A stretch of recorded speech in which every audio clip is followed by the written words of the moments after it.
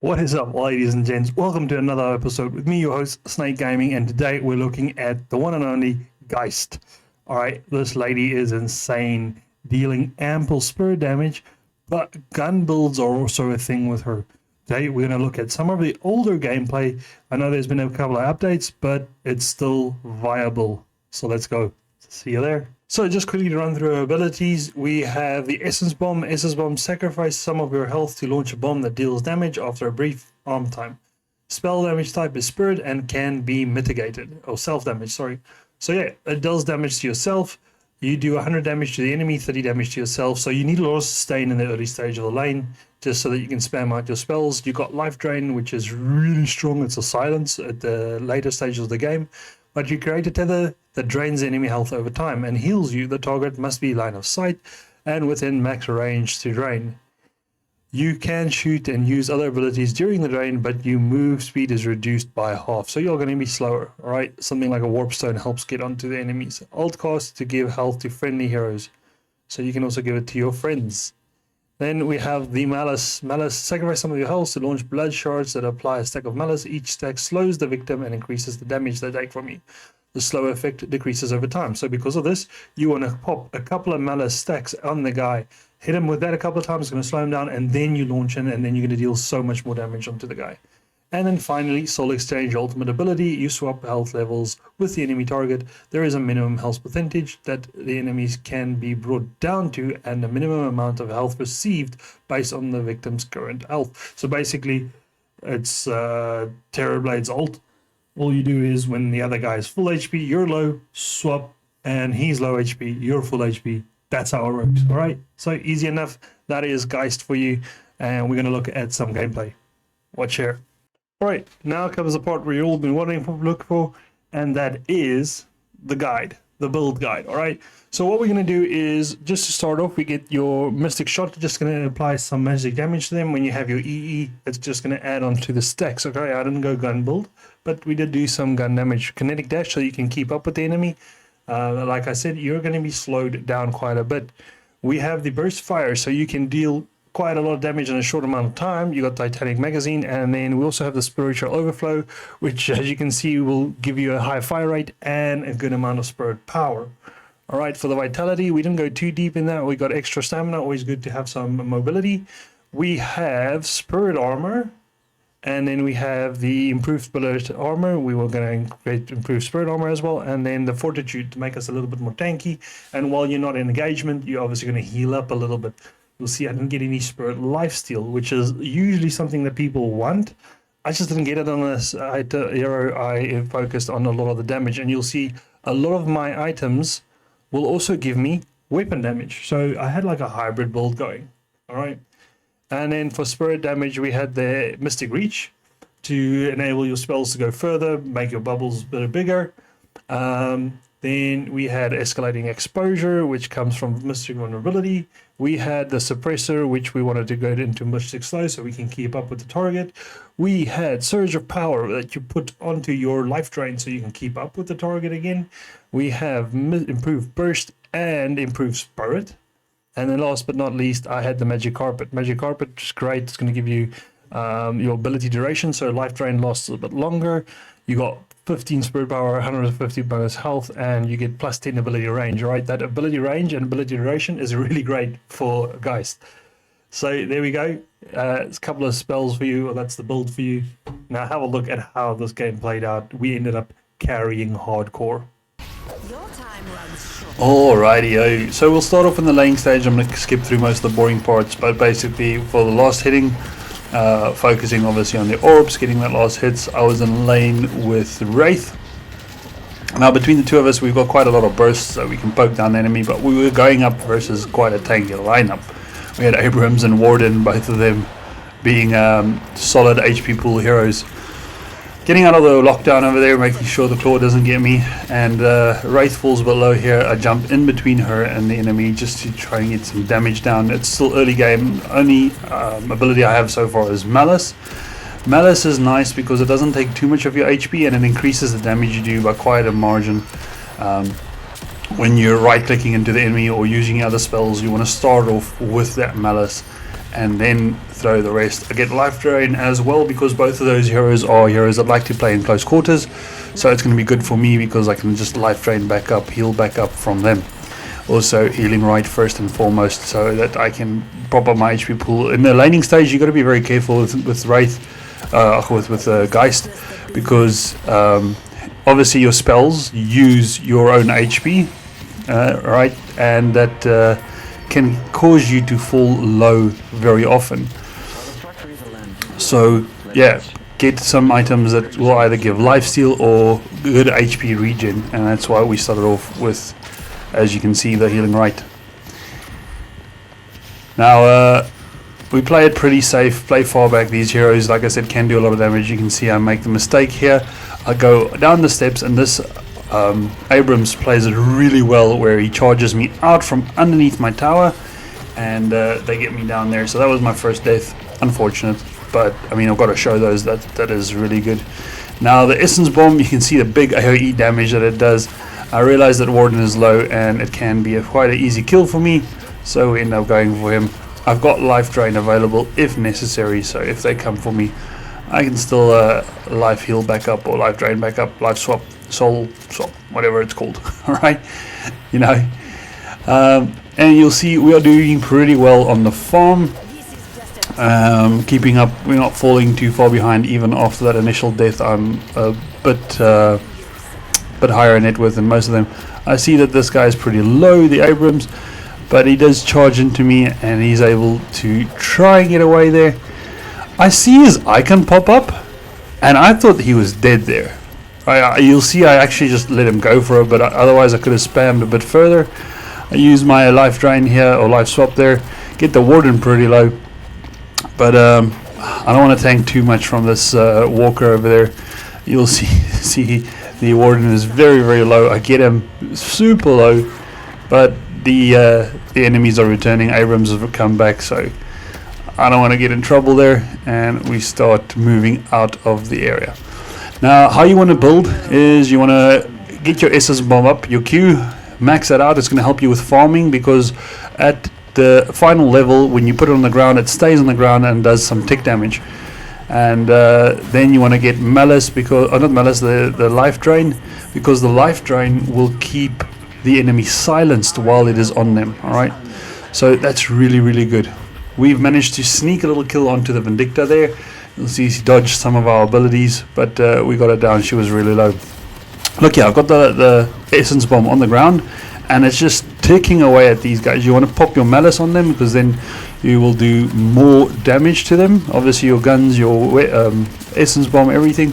So you just continue spam Essence and keep their HP low. You'll see that I do have Fortitude already, so while I'm not in engagement, my HP pool will be going up. Now you can see me playing the corners here.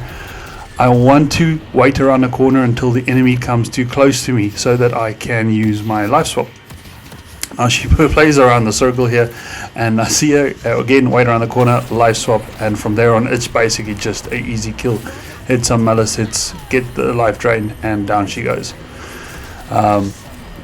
You do so much damage with this hero, it's really insane. And then the added bonus of her having a silence on her final level of life drain, it's just insane. In a game where there's not too much CC, there's not too much control, you have to usually buy the control. You know, very few of them actually have very good stuns. Having a solid silence, it helps, it really helps. I realize there's quite a couple of people fighting there over the urn, and I don't know how good of a fight that is for us. I'm playing it on the edge. We've already lost 2 heroes. I don't want to get too deep into that, so I'll play from an area where I feel it's safe. You can spam your Essence Bomb. I see there's 2 heroes quite low in the back, and I know that I can deal quite a lot of damage by now. I get hit by the 7 stun, but that's okay. We get the Bebop kill, and now we're chasing the next low hero, which is the 7. 7 is very mobile though. Warden joins in, so it's essentially a 1v3. I know I'm going to get someone low, get the 7 killed just before I go down. So in a basically a 1v3, I managed to get 2 of the kills. Trading the life isn't always worth it, but I think in that scenario we did okay. Even though I jumped in from a safe position, I went in and looked for trouble. I'd say it's not 100% the play to make, but we made it work, alright? Now here you see I pop a Malice on that Vindicta, I act like I'm running away, and then I go around the corner to catch her off guard again. So you can see she's already got a Malice stack. I add more Malice stacks onto her, so dealing more damage, and look how quickly she just disappears, alright? So from a range you can use that Malice, you put the stacks onto the enemy, making sure that when you get to them they already have 1 or 2 stacks on them already, and that will obviously greatly increase the damage you do. And then like now where we have escalating exposure, it's going to be even better. So popping that Malice every now and then is going to help out a lot. You'll also see that we have quite a large HP pool here. So that's really good, making us nice and tanky. The enemy does have a lot of burst damage. They do quite a lot of damage. Get trapped into a wall over here by the Abrams, and unfortunately that is the end of it. Even after the life swap, I still don't make it. There's just way too many heroes on me. I'm not that tanky just yet. But you can see I've got about 2,800 HP when we're fully healed up. So going around the corner here, we want to try and catch these guys from the side angle, get a life drain up, and that's going to be able to destroy the last bit of the HP from the 7 over there. Now at this point we've got a lot of spell damage and good mobility, and that will now be us in the front line from now on. We are pretty much one of the tankiest heroes on my side. We've obviously got Mo and Krill and Kelvin, but it depends on how you build them. This Bebop did not know that I climbed up next to him, and I was able to life drain and use some Malice stacks to get him quite low. We get hit by the Vindicta Q there, and now you'll see I run into buildings. So playing from buildings, playing around corners, like I said, that's quite important, because then you need close angles. Your life swap doesn't have a very large range, so you want to get in pretty close to the enemy to make sure that if they do get you low, you can get that life swap happening. Now here from beyond the veil, you can see I'm spamming Malice. I'm trying to hit that 7, so that where he doesn't do damage to me, I can at least get some Malice stacks onto him, so that when we do engage like this, we will be doing quite a lot of damage to him, and you'll see how quickly he disappears there. Falling low, get around the corner, and we wait. Patiently waiting, we've got like 700 HP, and wait for someone to come around the corner so that we can life swap. But it doesn't happen. I've got to be careful for the Vindicta Snipe. Obviously Vindicta Snipe does enough damage to kill me here, but I see that Vindicta goes down, and that means that I can be a bit more bold and go out, go hunt. Now we've pushed up all the lanes pretty well here. You can just see how quickly this Bebop goes down. He loses all his HP within seconds, and he goes down. I don't get the kill there, Kelvin claims it, but I mean, I did 90% of that damage at least. So it shows you if you have these right spells, it's going to be really cool. And this is where the magic carpet comes in. I can see a fight in the lane next door. I can quickly fly over, look at what's happening, and choose to either engage or not engage. I've got life swap up, so I know that it's going to be easy enough. But I don't want to be left alone in a 1v1 with the Abrams. So I come back to where my teammates are, and then follow them when they are engaging, so that I can just sit and deal damage to the enemy. Abrams is one of the areas that I'm still quite nervous of. The rest of the enemies, I can 1v1 all of them. But just look at that magic carpet. It's such a cool item. People really should be getting it. It has so much utility, mobility, and then also the fact that it gives you duration extender and cooldowns, right? Why not? We grab the mid boss here. We can smell blood is in the water. We're pretty close to being able to end. I also feel that I'm pretty tanky, pretty powerful. You can see well over 3k HP here now. Making sure that nobody comes around to steal our rejuvenator. And now it is our final push, or what we feel like it could be the final push. Just look at how quickly 7 disappears. With that surge of power on your life drain, it just speeds you up so much, and also it adds so much extra spirit that the damage coming from that thing is insane, especially if you have a couple of stacks of Malice and escalating exposure, right? The two of them combined is just crazy. Now here we caught off by the haze. I pop magic carpet, which then gives you shield, you know, bullet shield and spirit shield, and I get away from that. Easy enough. Come back in, do a little life drain, get the kill onto the warden, and there we go. Another good use of the magic carpet. Here obviously I do full low. I've been in the area a little bit too long, and they do eventually get to knock me down or knock me out, but that's okay. A quick trip back to the base and we're back into the push, looking for the fights. We realize, okay, there's a bit of action happening next door, but before we get all the way there, we run into the warden, and this warden just stands no chance in a 1v1, but Bebop comes up. We hit a little life swap onto him, but I'm already very low again. Pop the magic carpet, but unfortunately I cancel it immediately. But at least I got that shield, right? You can see I got spirit shield and bullet shield from that, which enables me to stay nice and healthy, and now I get to sneak out of the problem area. Alright, so once again, if it wasn't for that magic carpet, I was really dead there. And it's an item I just don't see enough people getting. I really feel it's underrated. Alright, we've got a urn fight happening. They're trying to run the urn, so we decided we're gonna wait here for him. I hit by 2 stuns, alright, and I'm standing here just looking at the fight from the side, running through the veil, and then just creating angles for myself, trying to get away from them. Magic carpet, and I'm out of here. We've already lost 2 heroes, and I don't want to get caught in too much. I stick around, just making sure that if there's anything I can do. The fight's pretty split up, as you can see here. Warden's pushed up just too far ahead from his team, and that means it's a pick-off. You don't always have to run all the way. If you're losing the fight, yes, it's good to keep your distance. Make sure that you're able to get out of the area. But you can have a look. There's oftentimes an enemy that just ends up chasing too far, and you need to be able to capitalize on those type of moments. So keep an eye out. Don't always just run like hell. Yes, sometimes you need to run, but also don't just have one thing on the brain. You need to be able to assess the situation, look at it from a distance, and see, is there a potential pickle for me? Can I do this? Can I not? Alright, we can hear the Vindicta flying, so we end up mauling her while she's on the ground. And essentially in this fight, I managed to get a triple kill with this Vindicta kill included.